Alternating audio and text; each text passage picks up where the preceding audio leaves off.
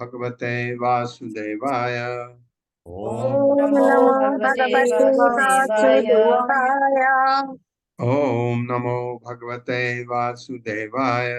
ओम नमो भगवते वासुदेवाय। ओम नमो भगवते वासुदेवाय। ओम नमो भगवते वासुदेवाय। नारायणं नमस्कृत्य नारायणं नमस्कृत्य नरं चैव नरोत्तमं देवीं सरस्वतीं व्यासं ततो जयमुदीरये। नष्टप्रायेषु अभद्रेषु नित्यं भागवत सेवया भगवती उत्तमा श्लोके भक्तिर्भवति नैष्ठिकी। हरे कृष्ण। आप सबका स्वागत है। हरे कृष्ण प्रभु जी प्रणाम। प्रभु जी पल्लवी माता जी को कोर्स बना दीजिए। हाँ माता जी। तो इसी तरह से प्रियव्रत को ब्रह्मा जी मना पाए कि वो शासन करें। राज्य का भार संभालें। तो इस विषय में अब शुक मुनि परीक्षित महाराज को क्या कहते हैं सुनते हैं। मेरे साथ पढ़िए। श्री शुक उवाच श्रीशुकायुवाच इति संविहितो महाभागवतो इति संविहितो संविहितो महाभागवतो भगवतो भगवतः त्रिभुवन भगवतः त्रिभुवन गुरोः गुरोर् अनुशासनम् आत्मनो शासनमात्मनो लघुतया लघुतया अवनत अवनत शिरोधरो शिरोधरो बाढम् इति ब्रह्मेति सबहुमानम् उवाह। शपकुमारः। शब्दार्थ है श्री सुक उवाच। श्री सुखदेव गोस्वामी ने कहा, हाँ एक चीज बताइए, जो प्रभुपाद का भजन में लगाता हूँ, ये इसमें क्रैकिंग आ रही क्या बीच में? नहीं प्रभु जी। स्पष्ट आ रहा ना? जी जी बिल्कुल ठीक आ रहा है प्रभु जी, है बहुत अच्छा आ रहा है। आ रहा ना? क्योंकि मुझे इवनिंग क्लास में बोला कि इस रिकॉर्डिंग को आप दोबारा करवाइए क्योंकि इसमें आवाज क्रैक हो रही है। तो बहुत अच्छा इसका आ रहा है प्रभु मतलब जी। जो सुन रहे हैं उनके उसमें कुछ प्रॉब्लम होगा ना? जी जी। नेट में उनके नेट उनका में प्रॉब्लम नेटवर्क इश्यू रहेगा प्रभु जी। हाँ, तो आज मैं पूछूंगा शाम को। श्री सुकवाच। श्री सुखदेव गोस्वामी ने कहा, इति इस प्रकार संविहितः पूर्णतया उपदिष्ट महाभागवतः परम भक्त। भागवत भगवान के भक्त को कहा जाता है, महान भक्त को, और ये भी महाभागवत है तो परम भक्त। भगवतः अति शक्तिशाली ब्रह्मा जी का, ब्रह्मा जी को भगवान करके भी पुकारते हैं। त्रिभुवन तीनों लोगों के गुरु की अनुशासनम आज्ञा आदेश आत्मनः स्वयं का लघुतया लघुता के कारण अवनत झुका हुआ शिरोधर उसका सिर बाढ़ जो आज्ञा इति इस प्रकार सब बहुमानम अत्यंत आदर समेत हुआ पालन किया। श्री सुख मेरे साथ पढ़िए। श्री सुखदेव गोस्वामी ने आगे कहा, श्री श्री सुखदेव सुखदेव गोस्वामी ने आगे कहा, इस प्रकार तीनों लोगों के गुरु इस प्रकार तीनों लोगों के गुरु ब्रह्मा जी द्वारा ब्रह्मा जी ब्रह्मा द्वारा जी द्वारा भली भांति उपदेश दिए जाने पर भली भांति उपदेश दिए जाने पर अपना पद छोटा होने के कारण अपना अपना पद छोटा होने के कारण प्रिय व्रत ने प्रिय व्रत पद ने में नमस्कार करते हुए नमस्कार करते हुए वे उनका आदेश उनका आदेश आदेश शिरोधार्य किया शिरोधार्य धार्य किया और अत्यंत आदर पूर्वक और अत्यंत आदर पूर्वक उसका पालन किया। उसका पालन किया। हाँ, आपके दिमाग में ये आ रहा होगा कि भगवान के भक्त को किसी की बात मानने की क्या जरूरत है? भगवान का भक्त तो भगवान से जुड़ा हुआ है, उसको तो किसी के आदेश का जरूरत है ही नहीं। बात ठीक है, लेकिन दूसरा कौन है? भगवान का महान भक्त, वो भक्त जिसको भगवान ने चुना सृष्टि करने के लिए। भगवान ने पहले पैदा किया और फिर उससे सृष्टि करवाई। भगवान ने वेदों का ज्ञान दिया। ये उतना महान भक्त, और उनको इस ब्रह्मांड का सारा कार्यभार संभाल रहे हैं वो। इसका आदेश भी दिया, सब अच्छी तरह इसका तुम देखभाल करो ब्रह्मांड की। तो उसका उसका तो वो कौन है? आपके पिताजी का पिता, स्वयं मनु के पिता हैं वो। स्वयं मनु को उन्होंने पैदा किया। इसलिए ये भक्त का भगवान का भक्त ऐसा होता है जैसे कहा गया। मान लिया उन्होंने, आदर पूर्वक उसका पालन किया। तात्पर्य माता जी। हरे कृष्णा। हर्ष माता जी। हरे कृष्ण माता जी। हरे कृष्ण प्रभु जी। शील प्रभुपाद की जय। शील प्रभुपाद द्वारा तात्पर्य। श्री प्रियव्रत ब्रह्मा जी के पौत्र थे, अतः सामाजिक शिष्टाचार के नाते उनका पद छोटा था और छोटे का यह धर्म है कि वे अपने गुरुजनों के आदेश का पालन करें। इसलिए प्रियव्रत ने तुरंत कहा, जो आज्ञा मैं आपके आदेश का जो आज्ञा मैं आपके आदेश का पालन करूंगा। प्रियव्रत को महाभागवत अर्थात महान भक्त कहा गया है। महान भक्त का यह कर्तव्य है कि वे अपने गुरु अथवा गुरु के भी गुरु की आज्ञा का परंपरा अनुसार पालन करें, जैसा कि भगवत गीता 4.2 में कथित है, एवं परंपरा प्राप्तम। मनुष्य को गुरु परंपरा से भगवान के आदेश प्राप्त करने होते हैं। भगवान का भक्त अपने को भगवान के दासों का भी दास मानता है। मानता है। ये प्रभुपाद ने तो और बढ़िया ढंग से समझा दिया, क्योंकि ये कंफ्यूजन होता है कि उसको एक महान भक्त को क्यों किसी के बात सुनने की जरूरत है, लेकिन बात कौन कर रहा है? आपके गुरु का गुरु क्यों? गुरु कौन है उनका? नारद। नारद के पिता हैं वो, तो नारद के भी गुरु हैं। तो नारद सामने थे, नारद ने कुछ नहीं कहा, और नारद से मेरे ख्याल से स्वयं व मनु ने आज्ञा ली थी। तो ये शायद आ गया होगा या आगे आएगा, क्योंकि स्वयं व मनु को, क्योंकि वो भगवान के सब भक्त हैं, उनको ये न लगे कि भगवान के भक्त को ठेस पहुंची है। कौन है? नारद। क्योंकि नारद ने शिष्य दिया था, बेटा ग्रस्त में नहीं आना है। तो नारद तो कभी भी जिसको भी आदेश देते हैं भक्ति के लिए, गृहस्थ को नहीं देते हैं ऐसे आदेश, गृहस्थ को भक्ति के लिए बताते हैं। लेकिन अगर कोई गृहस्थ में नहीं है तो नारद उसको कहते हैं, गृहस्थ में आकर के कहाँ फंसेगा, भगवान की सेवा कर। ये ये मनुष्य रूप का जो मनुष्य योनि मिली है, इसका फायदा उठा। मनुष्य योनि का फायदा उठाने का एक ही काम है, भगवत भक्ति। अगर हम भगवत भक्ति करें, आप ग्रस्त में जाएं, आप अकेले हों, लेकिन ग्रस्त में आप लोग समझते हैं कितनी कठिनाइयां हैं। क्या आप छोड़ सकते हैं कोई चीज? नहीं, रिस्पॉन्सिबिलिटी है आपके पास। पर्टिकुलरली ये जिम्मेवारी माताओं के पास ज्यादा होती है। माताओं को अपने परिवार का पूरा ध्यान, अपने पति का ध्यान, अपने पति के माँ बाप का ध्यान, और माताएं अपने माँ बाप का भी ध्यान रखती हैं।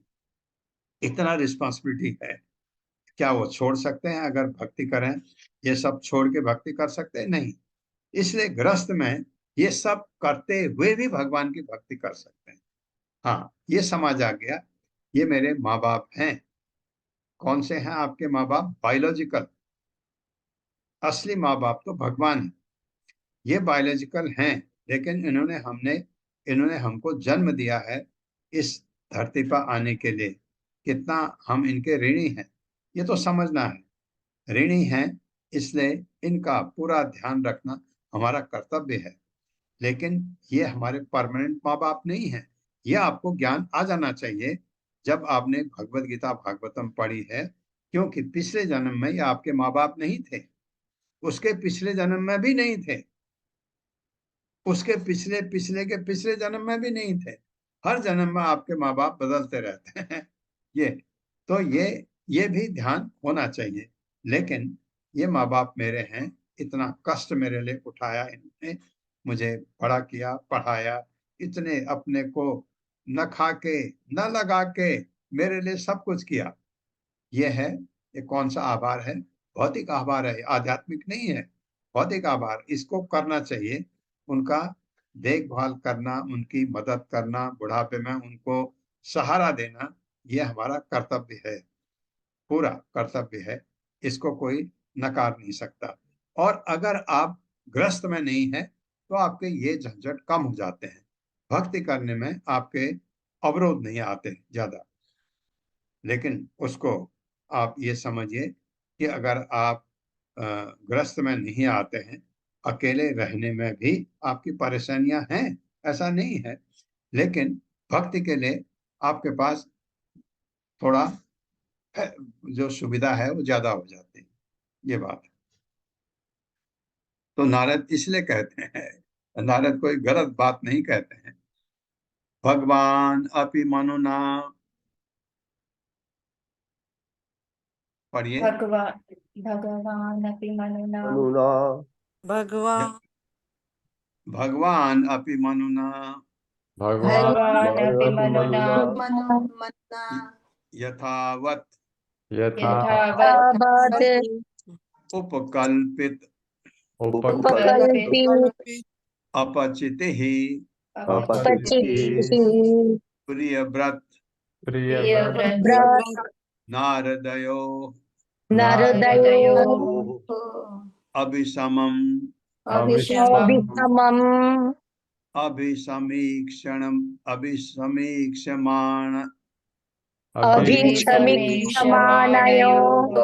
हाँ, वेरी गुड।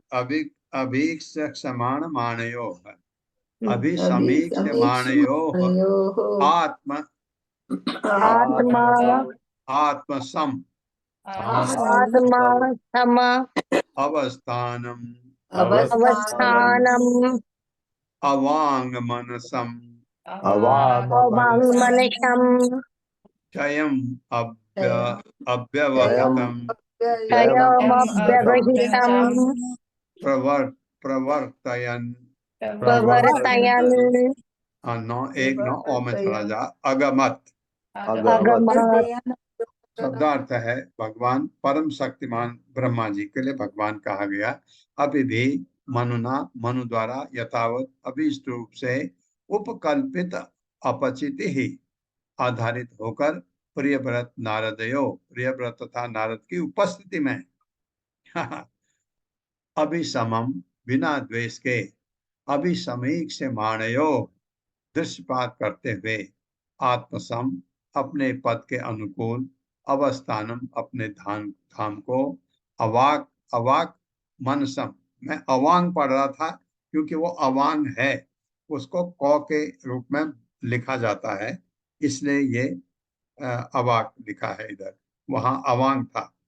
9 अवाक मनसम मन तथा वाणी के वर्णन से क्षयम ग्रहलोक अव्यवहृतम अपूर्व स्थिति प्रवर्तयन विदा लेते हुए अगमत वापस चले गए।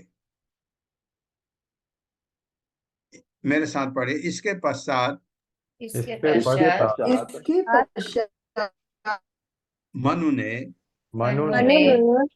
ब्रह्मा जी को संतुष्ट करते हुए ब्रह्मा जी को संतुष्ट करते हुए विधिवत पूजा की।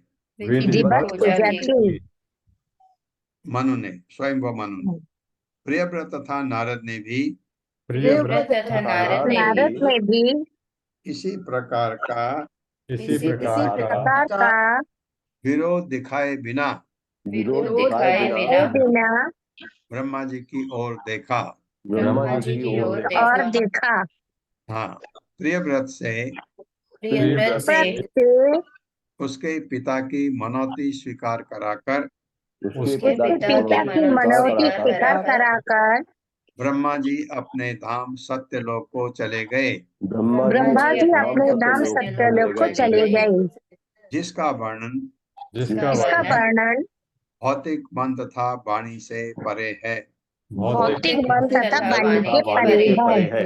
हाँ, ये आध्यात्मिक चीज है। ये चीज का मतलब क्या करने आए थे ब्रह्मा जी, ये वर्णन जो है भौतिक मन तथा वाणी से परे है। इसको समझा जा सकता है, रियलाइज किया जा सकता है आध्यात्मिक ढंग से। तात्पर्य। हरे कृष्ण। सुमन कुलार माता जी। हरे कृष्णा। सादर प्रणाम प्रभु जी सभी को। हरे कृष्णा। तात्पर्य। प्रभुपाद जी की जय। प्रभुपाद जी द्वारा मनु को अत्यधिक संतोष हुआ कि ब्रह्मा ने उसके पुत्र प्रियव्रत को जगत के शासन का भार संभालने के लिए राजी कर लिया था। प्रियव्रत तथा नारद भी संतुष्ट थे। यद्यपि ब्रह्मा ने प्रियव्रत को संसारिक स्वीकार करने के लिए बाध्य करके उनके ब्रह्मचारी बने रहने तथा भागवत भक्ति में पूर्णतः लीन रहने के व्रत को खंडित कर दिया था, तो भी नारद तथा प्रियव्रत ने ब्रह्मा जी पर रोष प्रकट नहीं किया। नारद को इसका किंचित भी दुख नहीं था। प्रियव्रत को अपना शिष्य बनाकर उन्हें हताश हुई। प्रियव्रत तथा नारद समान रूप से महात्मा थे जो ब्रह्मा का सम्मान करना जानते थे। अतः ब्रह्मा जी पर किसी प्रकार का रोष न प्रकट करते हुए उन्हें भावुक होकर सम्मान प्रकट किया। इसी पश्चात ब्रह्मा जी ने अपने स्वर्गीय धाम सत्यलोक चले गए, और जिसे यहाँ पर अवर्णित तथा अगण्यम कहा जाता है। इस श्लोक में बताया गया कि ब्रह्मा जी अपने धाम को वापस चले गए तो व्यक्तिगत के ही समान महत्वपूर्ण है। ब्रह्मा इस ब्रह्मांड के सर्जनकर्ता और उसके यहाँ के सर्वाधिक वैरण्य विभूति हैं। भगवत गीता में 8वें अध्याय 8 के 17वें अध्याय में 17वें कहा श्लोक। गया, श्लोक में 17वें श्लोक में कहा गया है कि उनकी जीवन अवधि का वर्णन सहस्त्र युग पर्यंता महार्य दरहना बिंदु हो। चारों युग की अवधि 43 लाख लाख वर्ष है। यदि इसे 1000 से गुना किया जाए तो जो उसके काल विधि प्राप्त होगी वह ब्रह्मा जी के जीवन के 12 घंटे के तुल्य है। अतः किसी के लिए ब्रह्मा के 12 घंटों का यही अनुमान लगाना भी कठिन है। फिर भला उसके 100 वर्षों के पूरे जीवन का अनुमान दूर रहा तो उसके धाम को कैसे समझ सकते हैं। जो वैदिक साहित्य बताते हैं कि सत्यलोक में जन्म, मृत्यु, जरा या व्याधि नहीं होते। दूसरे शब्दों में सत्यलोक ब्रह्मलोक ब्रह्मलोक से आगे स्थित है। अतः यह वैकुंठ लोक में ही के ही तुल्य है। ब्रह्मा के धाम का वर्णन हमारे वर्तमान पद से परे है, इसीलिए इसे अवार्ड मनसा गोचर कहा गया है, अर्थात वाणी तथा मन के वर्णन से परे। वैदिक साहित्य में ब्रह्मा के धाम का वर्णन इस प्रकार हुआ, यद्वे पराध्यय तद उपरमेशठया न यंत्र शोको न जरा न मृत्यु निर्त्यय चोदेक। सत्यलोक में जो लाखों करोड़ों वर्ष की दूरी पर स्थित है वह न शोक है, न जरा, मृत्यु, चिंता तथा शत्रु का प्रभाव। हरे कृष्णा। ये हरे कहा कृष्णा। गया धन्यवाद। है, लेकिन लेकिन आपको ये समझना है, इसको बहुत अच्छी तरह समझना है। सत्य लोक ब्रह्मा जी के लोक को कहा जाता है। एक्चुअली ब्रह्मलोक भी कहा जाता है क्योंकि ब्रह्मा जी का लोक है तो ज्यादा अच्छा रहता है, लेकिन ब्रह्म शब्द भगवान के लिए यूज होता है, इसलिए सत्य लोक। ये वैकुंठ लोक के तुल्य हुआ, समझिए। ऐसा ऐसा क्यों? ऐसा उनका धाम जो, देखिए हमारे यहाँ ये रोग, जन्म मृत्यु जरा व्याधि है, और स्वर्ग में भी है, लेकिन कम है। कम कैसे है कि स्वर्ग में की उम्र लंबी, हमारे तो कोई 50 60 70 80 90 तो बहुत कम पहुंचते, लुढ़क जाते हैं। वहां हजारों वर्ष की उम्र होती है, इसलिए उनको कभी कभी हम अमर भी कहते हैं। इसलिए कहते हैं, जैसे मैथमेटिक्स में आपने देखा होगा, जब आप मैथमेटिक्स पढ़ाते हैं बच्चों को, तो जब बहुत ज्यादा बड़ा नंबर आता है तो आप उसको इनफाइनाइट कहते हैं। किसी के लिए इनफाइनाइट इनफाइनाइट शब्द कहना, अपरिमित, असीम जो है, वो क्या चीज है? किसी के लिए एक 10 मीटर की दूरी भी इनफाइनाइट है। जैसे कोई एक कीड़ा है जो बहुत कम चलता है, उसके लिए आप 100 मीटर की दूरी इनफाइनाइट हो गई। आपके लिए इतना नहीं है क्योंकि आप तो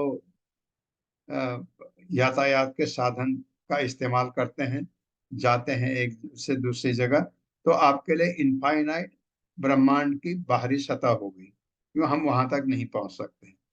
तो इसी तरह से इसी तरह से जैसे ब्रह्मा जी की उम्र है, देवताओं की उम्र से कहीं ज्यादा है, और वहां जैसे आप ऊपर को जाते हैं रोग कम होते हैं।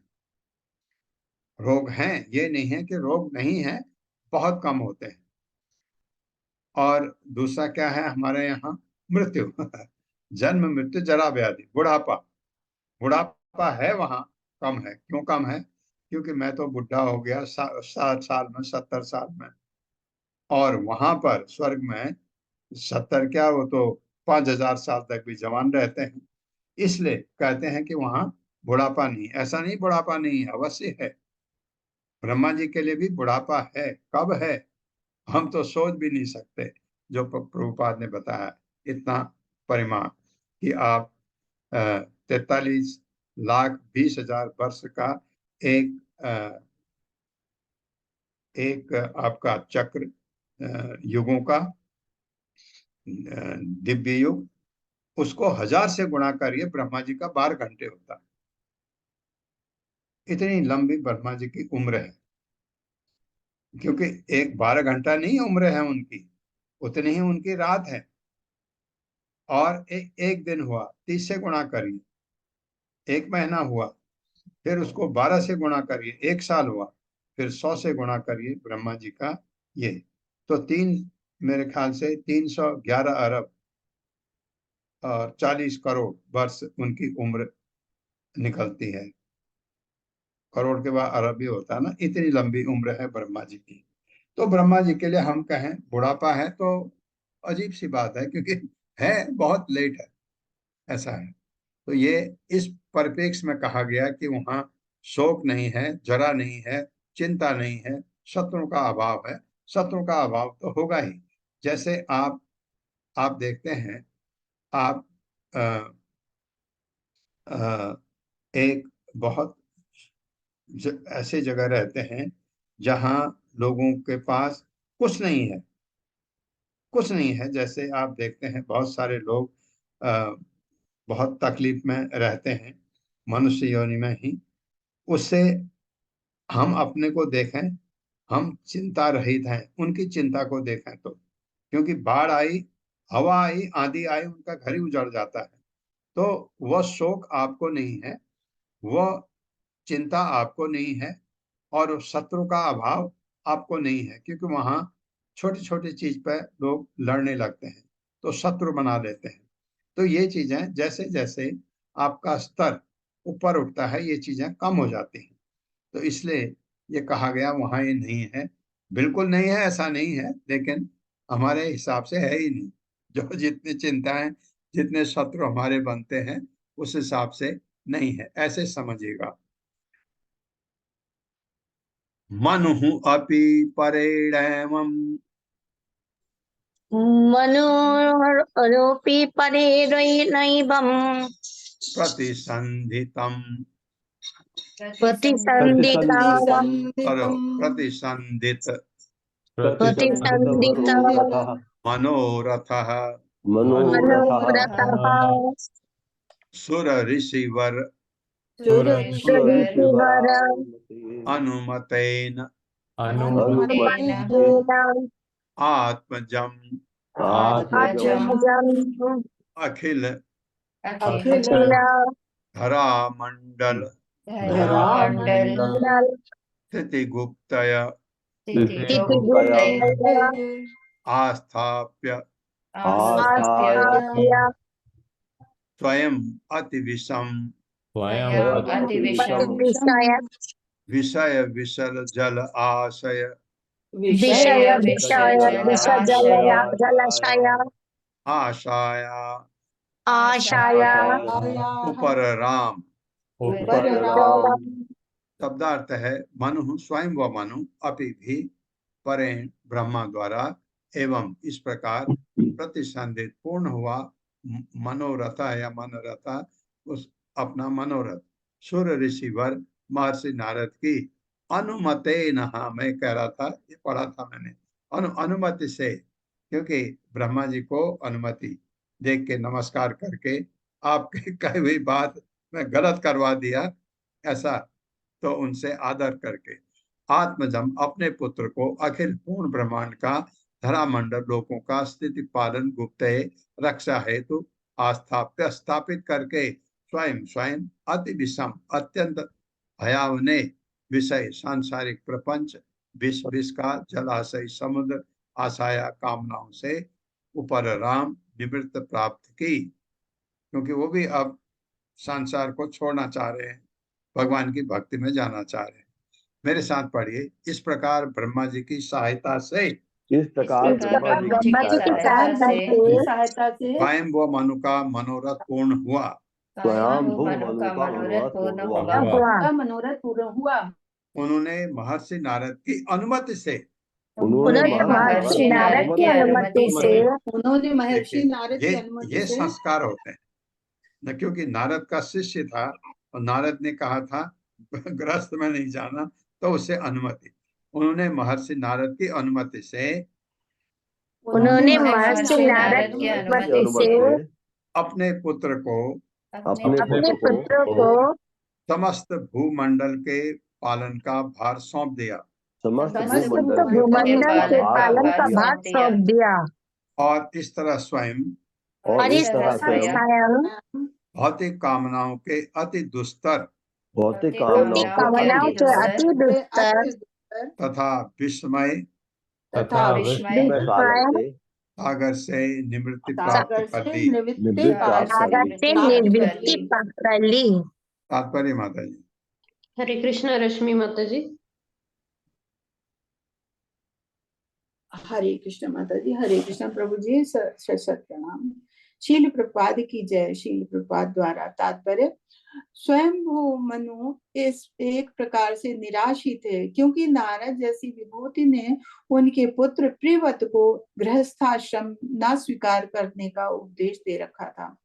अब वे अत्यधिक प्रसन्न थे, क्योंकि ब्रह्मा जी ने बीच में पड़कर उनके पुत्र प्रियव्रत को राज्यभार संभालने के लिए राजी कर लिया था। भगवत गीता से हमें ये जानकारी मिलती है कि वैवस्वत मनु सूर्य देव के पुत्र थे और उनके पुत्र महाराज इक्ष्वाकु ने इस पृथ्वी लोक पर शासन किया, किंतु ऐसा लगता है कि स्वयंभू मनु पर समस्त ब्रह्मांड के पालन और रक्षा करने का भार था। धरा मंडल का अर्थ लोक है। उदाहरणार्थ ये पृथ्वी धरा मंडल कहलाती है, किंतु अखिल का अर्थ संपूर्ण अथवा विश्वव्यापी है। अतः ये समझ पाना कठिन है कि महाराज प्रियव्रत कहाँ स्थित थे, किंतु इस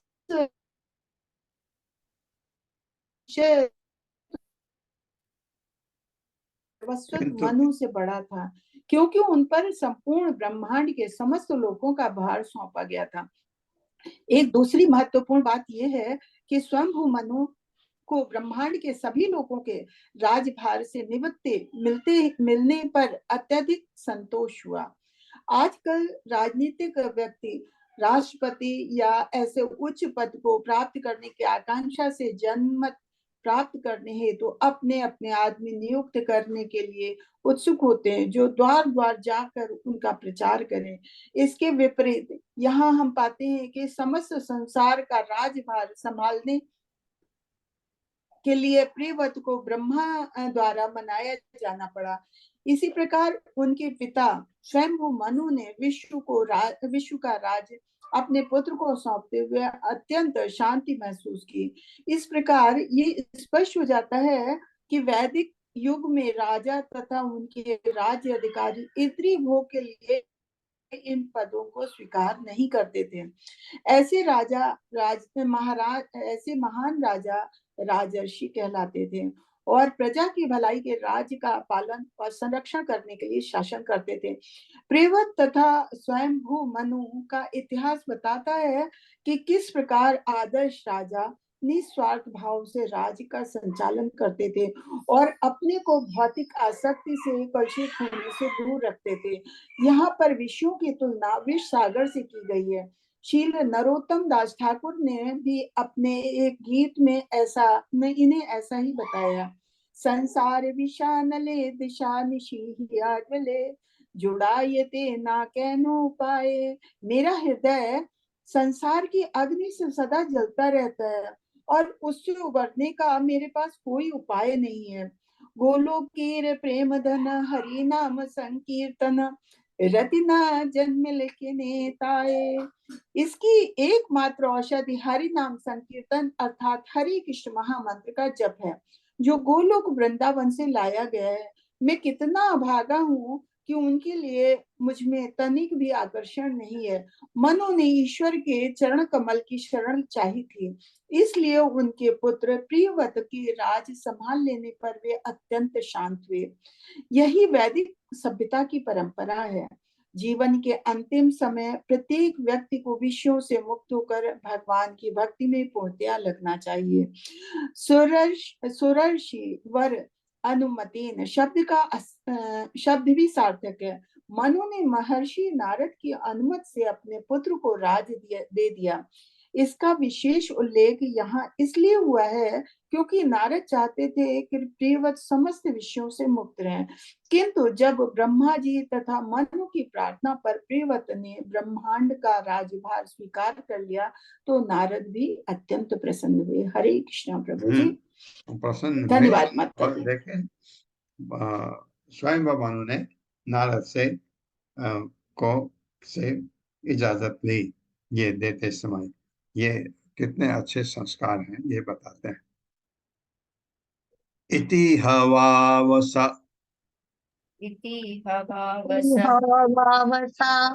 जगति पतिः ईश्वर इच्छया अधिनिवेशित कर्म अधिकारो अखिल जगत बंध ध्वंसन पर अनुभावस्य भगवत आदि पुरुषस्य अंघ्रियुगल अनवरत ध्यानानुभावेन परिरंधित कषाय आशयो अवधातो अपि मानवर्धनो महताम महीतलम अनुशशास। शब्दार्थ है इति इस प्रकार ह वाव निसंदेह सह वह जगति पति संपूर्ण ब्रह्मांड का राजा ईश्वर इच्छा भगवान के आदेश से अधिनिवेशित पूर्णतया संलग्न कर्म अधिकार भौतिक कार्यों में अखिल जगत संपूर्ण ब्रह्मांड का बंधन ध्वंसन विनष्ट करते हुए पर दिव्य अनुभावस्य जिसका प्रभाव भगवतः भगवान के आदि पुरुष से आदि पुरुष के अंघ्रि चरण कमल में युगल 2 अनवरत अर्हनिश मतलब दिन रात ध्यान अनुभावेन ध्यान द्वारा परिरंधित विनष्ट कषाय समस्त मल आशय अपने हृदय में अवधातः नितांत शुद्ध अपि यद्यपि मानवर्धन केवल सम्मान देने के लिए महताम बड़ों को महीतलम भौतिक संसार पर अनुशशास राज्य किया। मेरे साथ पढ़िए। भगवान की आज्ञा का पालन करते हुए भगवान की आज्ञा का पालन करते हुए महाराज प्रियव्रत हाँ अब भक्त से महाराज हो गए प्रियव्रत सांसारिक कार्यों में अनुरक्त रहने लगे किंतु उन्हें सदैव भगवान के उन चरण कमलों का ध्यान बना रहा भगवान के उन चरण कमलों का ध्यान बना रहा जो समस्त भौतिक आसक्ति से मुक्ति दिलाने वाले हैं। यद्यपि महाराज प्रियव्रत समस्त भौतिक कलमशों से विमुक्त थे किंतु अपने बड़ों का मान रखने के लिए ही वे इस संसार पर शासन करने लगे। ही वे वे वे इस ये संसार पर संसार पर शासन शासन करने करने लगे। लगे। तात्पर्य माता जी। हरे कृष्णा नीलम माता जी। हरे कृष्णा प्रभु जी, हरे कृष्णा माता जी। तात्पर्य श्री प्रभुपाद जी के द्वारा, प्रभुपाद जी की जय। मानव वर्धनो महताम, अपने से श्रेष्ठ जनों के प्रति सम्मान प्रकट करना। शब्द समूह अत्यंत महत्वपूर्ण है। यद्यपि महाराज प्रियव्रत पूर्व से ही मुक्त पुरुष थे और भौतिक वस्तु के प्रति उनका कोई आकर्षक नहीं था, किंतु ब्रह्मा का मान रखने के लिए ही उन्होंने शासन भार संभालने में पूरा ध्यान दिया। अर्जुन ने भी ऐसा ही किया था। अर्जुन को राजनीतिक कार्यों के भाग लेने अथवा कुरुक्षेत्र में युद्ध करने में कोई अभिरुचि नहीं थी, किंतु जब भगवान श्री कृष्ण ने उन्हें वैसा करने का आदेश दिया तो उन्होंने बड़े ही अच्छे ढंग से अपने कर्तव्य का पालन किया। जो नित्य ही श्री भगवान के चरण कमलों का ध्यान धरता है, वह इस भौतिक संसार के समस्त कल्मशों से ऊपर रहता है, जैसा कि श्रीमद् भगवद गीता 6.47 में कहा गया है। योगी नाम अपि सर्वेषां मद्गतेन अंतर आत्मना श्रद्धावान भजते यो माम सैमे युक्त तमो मतः। समस्त योगियों में जो भी योगी श्रद्धा भाव से मेरे परायण होकर प्रेम में भक्ति योग के द्वारा मेरी दिव्य सेवा करता है, वह मुझसे परम अंतरंग रूप से जुड़ा हुआ है और सबसे श्रेष्ठ है। इसलिए महाराज प्रियव्रत मुक्त पुरुष एवं परम योगियों में से थे। फिर भी ब्रह्मा के आदेशानुसार वे बाह्य रूप से ब्रह्मांड के शासक बने। इस प्रकार अपने गुरुजनों के प्रति सम्मान का प्रदर्शन उनका एक और असाधारण गुण था। श्रीमद् भागवतम 6.17.28 में कहा गया है, नारायण पराः सर्वे न कुतश्चन विभयति सर्ग अपवर्ग नरकेषु अपि तुल्यार्थ दर्शिनः। यदि पूर्ण पुरुषोत्तम भगवान की आज्ञा पालन का अवसर आता है तो वास्तविक रूप से बढ़ा चढ़ा भक्त किसी प्रकार भयभीत नहीं होता। मुक्त पुरुष होते हुए भी महाराज प्रियव्रत द्वारा सांसारिक कार्यों में निरत होने का यही कारण है।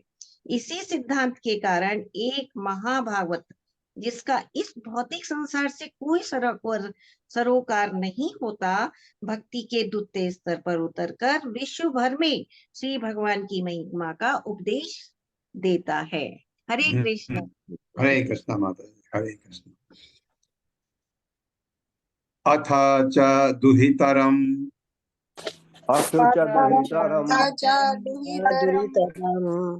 प्रजापते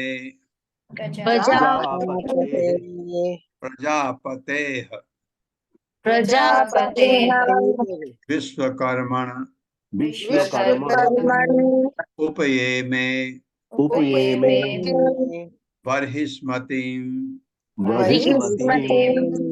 नाम तस्याम नाम तस्याम उहवाव आत्मजन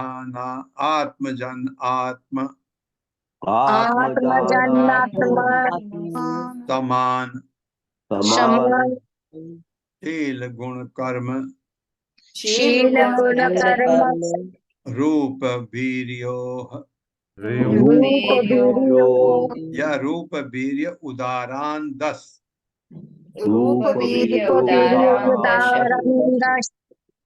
भावयाम बभूव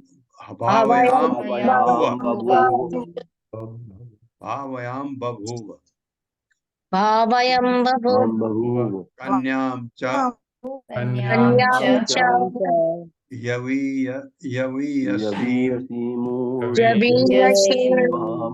ऊर्जस्वतीं नाम।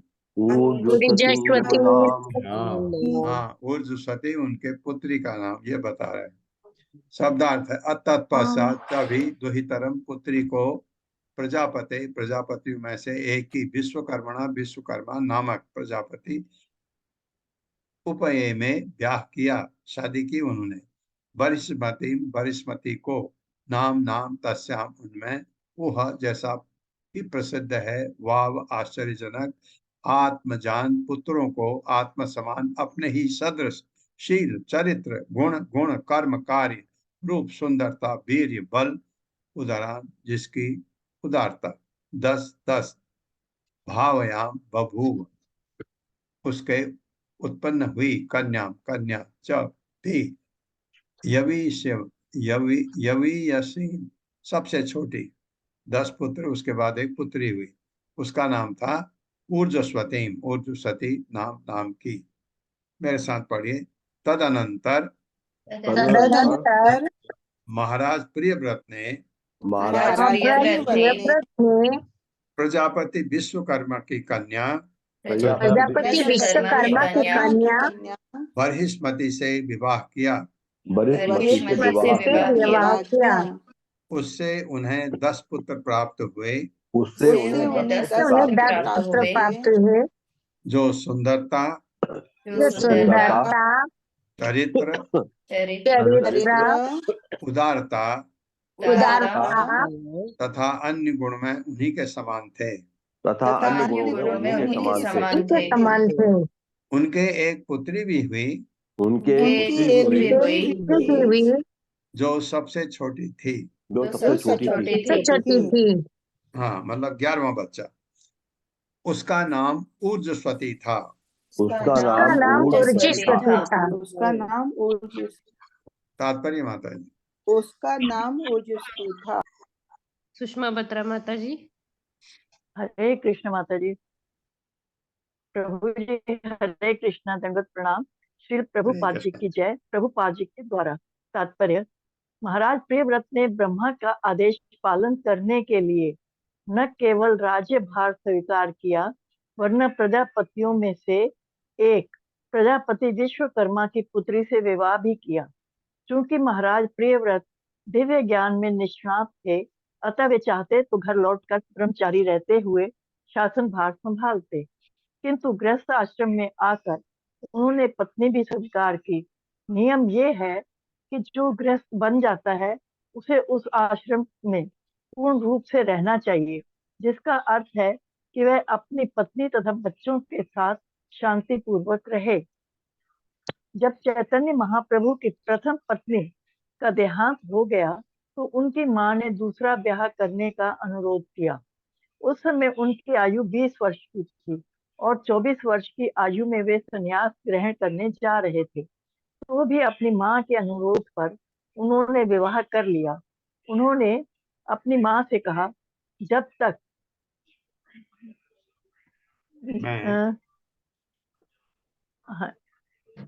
हाँ जी, जब तक मैं गृहस्थ आश्रम में हूँ मेरी पत्नी होनी चाहिए, क्योंकि गृहस्थ जीवन का अर्थ घर में ही बने रहना नहीं होता। वास्तविक गृहस्थ जीवन का अर्थ है पत्नी के साथ घर में रहना। इस श्लोक के 3 शब्द ऊ ह वाव महत्व के हैं। इनका प्रयोग आश्चर्य प्रकट करने के लिए हुआ है। प्रियव्रत महाराज ने संन्यास का व्रत ले रखा था, किंतु पत्नी स्वीकार करके पुत्र उत्पन्न करने से संन्यास मार्ग का कोई संबंध नहीं है। ये कार्य तो भोग मार्ग को बताते हैं।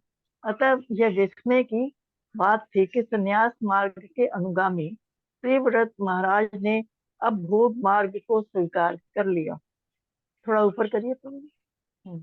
कभी कभी मेरी आलोचना इसीलिए की जाती है क्योंकि सन्यासी होते हुए भी मैं अपने शिष्यों के विवाह उत्सवों में सम्मिलित हुआ हूँ।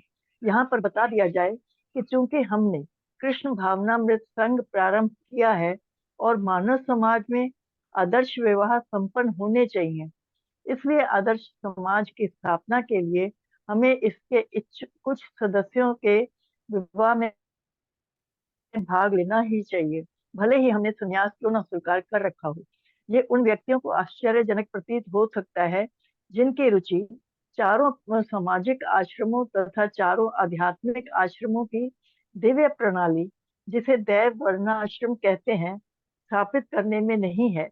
तो भी श्री भक्ति सिद्धांत सरस्वती ठाकुर ने दैव वर्णाश्रम की पुनर्स्थापना करनी चाहिए थी।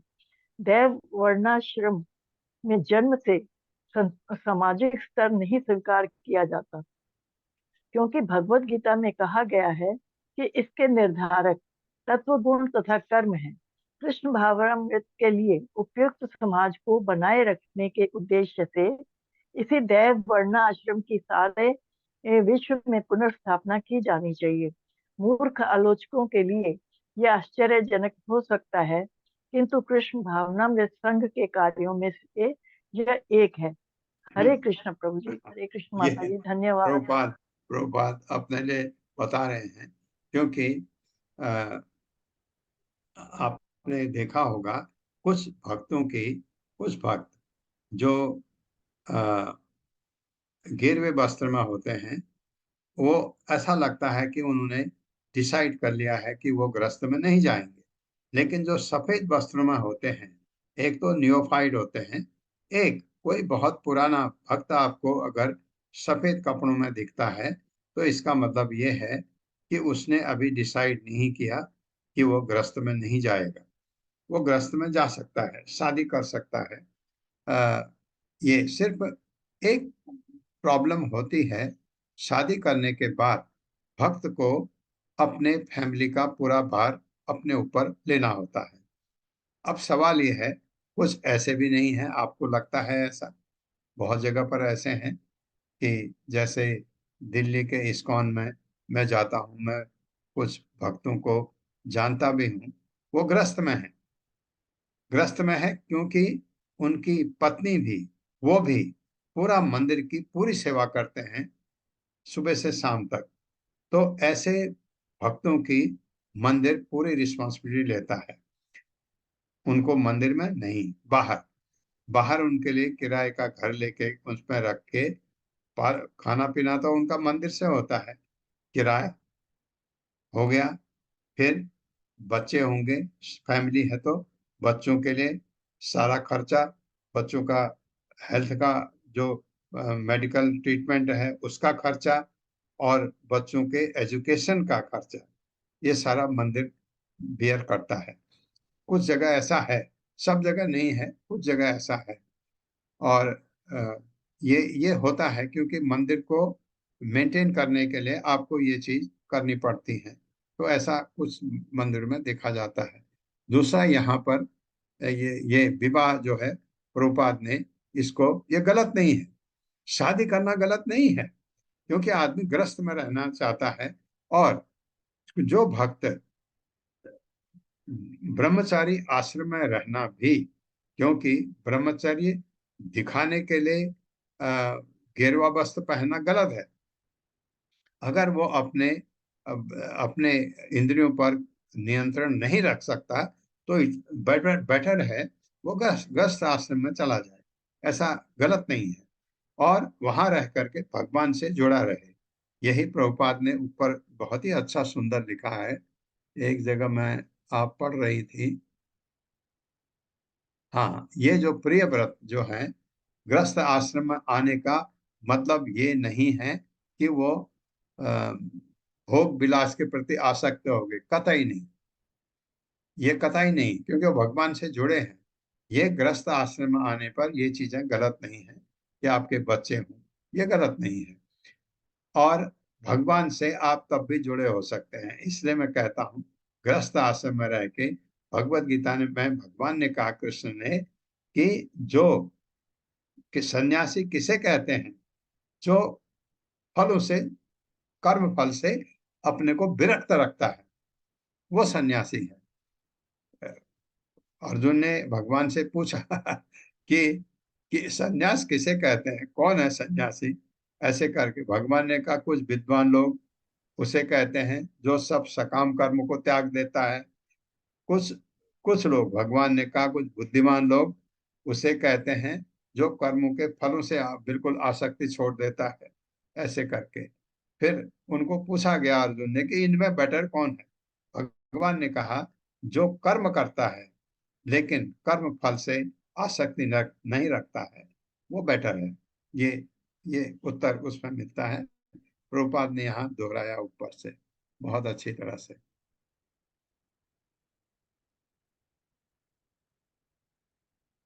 आग्नेद्र आग्नेत्र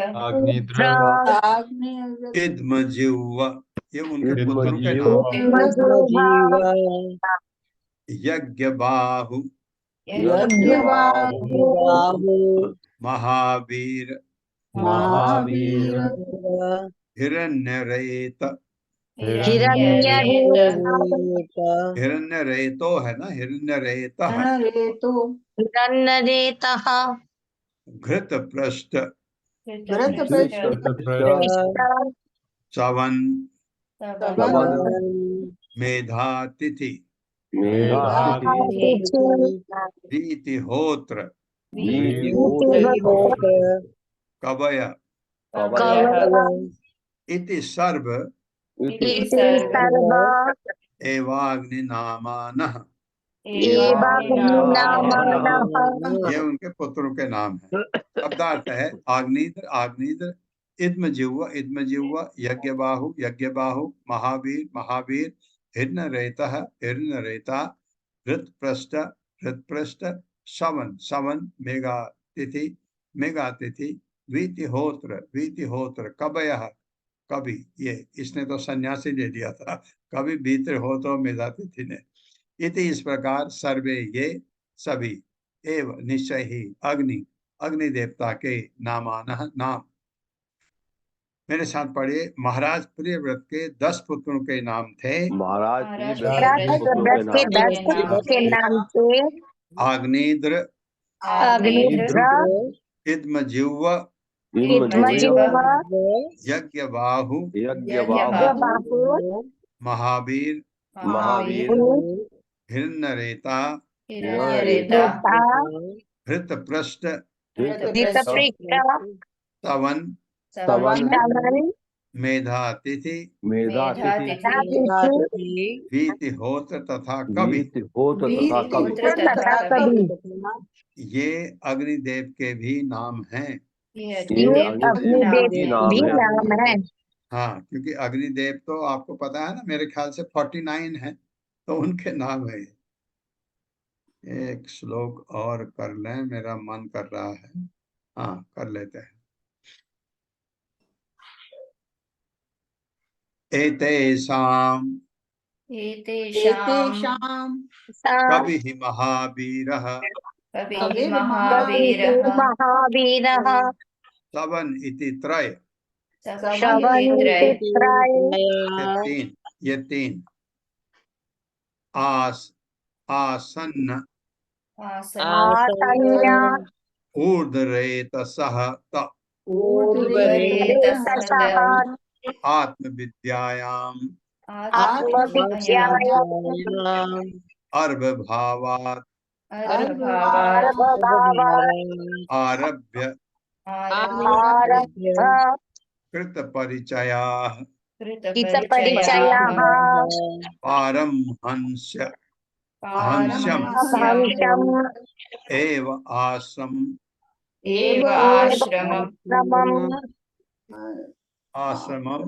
अभजन। शब्दार्थ है एतेषाम, इनमें से, कवि ही कवि, महावीर महावीर, सवनः सवन, इति इस प्रकार त्रय तीन, आसन थे, ऊर्ध्वरेतसः नैष्ठिक ब्रह्मचारी बन गए। वे आत्मरेतसः मतलब नैष्ठिक ब्रह्मचारी थे। वे आत्म विद्यायाम, दिव्य विद्या में, अर्भ भावात, बचपन से आरभ्य प्रारंभ करके, कृत परिचया अत्यधिक परिचित, पारमहंस्यम मानव जीवन की उच्चतम सिद्धि का, एवं निश्चय ही आश्रम आश्रम अभजन पालन किया। मेरे साथ पढ़िए। इन 10 पुत्रों में से तीन कवि महावीर तथा सवन पूर्ण ब्रह्मचारी रहे। इस प्रकार बालपन से ब्रह्मचर्य जीवन की शिक्षा प्राप्त करने के कारण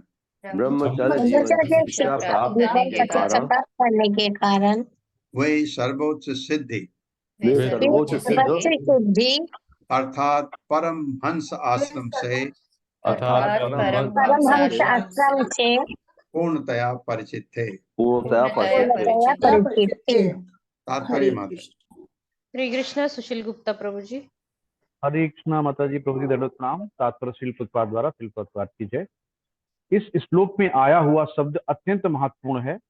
ऊर्ध्वरेतसः से ऐसे पुरुष का बोध होता है जो विषयी जीवन पर विजय प्राप्त करके अपने वीर्य को स्खलित नहीं होने देता, वरन इस अत्यंत महत्वपूर्ण वस्तु को शरीर में संचित करके अपने मस्तिष्क को उर्वर बनाता है। जो पुरुष विषयी जीवन पर पूर्ण विजय प्राप्त कर सकता है वो अपने मस्तिष्क से आश्चर्यजनक काम ले सकता है, विशेषकर उसकी स्मरण शक्ति अपूर्व हो जाती है। इस प्रकार से विद्यार्थी अपने गुरु से वैदिक उपदेशों को एक बार सुनकर बिना किताब पढ़े उन्हें अक्षरशः स्मरण रख सकते हैं। इसलिए उस समय किताबों का आश्रित नहीं था। अन्य महत्वपूर्ण शब्द अर्भभावात है, जिसका अर्थ है बालपन से ही। इसका दूसरा भी अर्थ है बच्चों को अत्यधिक प्रिय होने के कारण। दूसरे शब्दों में परमहंस का जीवन दूसरों के लाभ हेतु समर्पित रहता है।